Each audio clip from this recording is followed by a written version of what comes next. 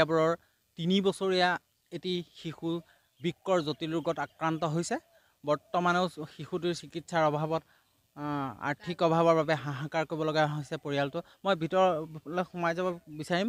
অতি দৰিদ্ৰ পৰিয়াল, মাত্ৰ এটা কোঠাতেই দিন ৰাতি পাৰ কৰিব লগা হৈছে। ইতিমধ্যে মাটি বাৰী সকলো বিক্ৰী কৰি শিশুটোৰ চিকিৎসাৰ কাৰণে মাটি বাৰী সকলো বিক্ৰী কৰি শেষ কৰিব লগা অৱস্থাত হৈছে। বৰ্তমান তেওঁলোকক চকু পানীৰে বাট নেদেখা অৱস্থাৰ সৃষ্টি হৈছে। বৰ্তমান তেওঁৰ মাতৃ আমাৰ লগত আছে, তেওঁৰ পৰা জানিব খুজিম কেনেকৈ হৈছিলে বেমাৰটো। বেমাৰটো এইটো 1.5 বছৰতে হৈছে। 1.5 বছৰ পৰাই ইমান চিকিৎসা কৰি আছোঁ, ইমান যিমান গাছ গুড়া বেচি কিনি চব ইমান কষ্টকৈ ঘৰত কিবা কিবি আছিল কাণৰ সোণৰ বস্তু চব বেচি কিনি মানে তাকে চিকিৎসা কৰি আছোঁ। এতিয়া মানে আৰু উপায়ে নাই, আমাৰ নিৰুপায়ে হৈ আছোঁ। বৰ্তমান এতিয়া খাবলৈ ইমান কষ্ট হৈ আছে। কাম কৰিলে চলিব পাৰোঁ, নহ'লে চলিবই নোৱাৰোঁ। প্ৰথম দেখাইছোঁ ডিব্ৰুগড়ত, পাছত এতিয়া তেজপুৰত দেখাই আছোঁ। চৰকাৰী হয় হস্পিটেল। একো পোৱা নাই আমি চৰকাৰী ইমান কষ্ট চলি আছে। মানুহ ক'লে যে প্ৰেচিডেণ্টক ক'লে মানে কয় এই সৰু বাচ্চা এইটো নাপায়, এনেকৈ কয়। মেম্বাৰক বি এনেকৈ কয়। ইমান কষ্টকৈ আমি চলি আছোঁ। মানে ডিব্ৰুগড় বহি গৈছোঁ। ডিব্ৰুগড় বহি যোৱাৰ পিছত মানে ডক্টৰে কৈছে ট্ৰিটমেণ্ট কৰি থাকিলে ভাল হ'ব। পিছত মানে কৈছে আমাৰতো ইমানটো নাই, সদায়তো মই আহিব নোৱাৰিম, কাম কৰি খোৱা মানুহ।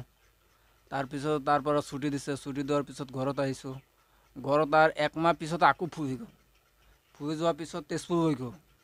তেজপুৰ ট্ৰিটমেণ্ট কৰিছোঁ, কমিছে। কমি যোৱাৰ পিছতে আকৌ ঘৰত আনিছোঁ, আকৌ তেনেকৈ হৈ গৈছোঁ 15 দিন পিছতে।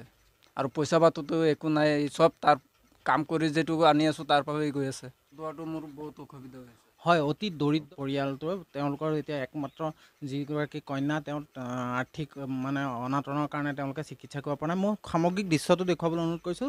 কিদৰে একেলগে বিচনা আৰু খাদ্য তেওঁলোকে বনাই এটা জুপুৰি সদৃশ ঘৰত তেওঁলোকে বৰ্তমান বসবাস কৰি আছে। মাটি বাৰী কাণৰ সোণৰ সকলো বিক্ৰী কৰি শিশুটিৰ চিকিৎসাৰ কাৰণে সম্পূৰ্ণ শেষ হৈছে। বৰ্তমান তেওঁলোকৰ চকু পানীৰে বাট নেদেখা অৱস্থা হৈছে।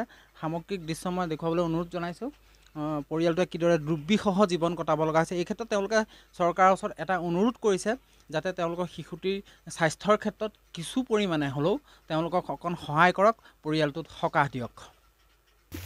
ক'লে মানে কয় এইটো সৰু বাচ্চা হয়, নাপায়, এনেকৈ কৈ থাকে। সৰু বাচ্চা হয় মানে এইটো মানুহ নহয় নেকি?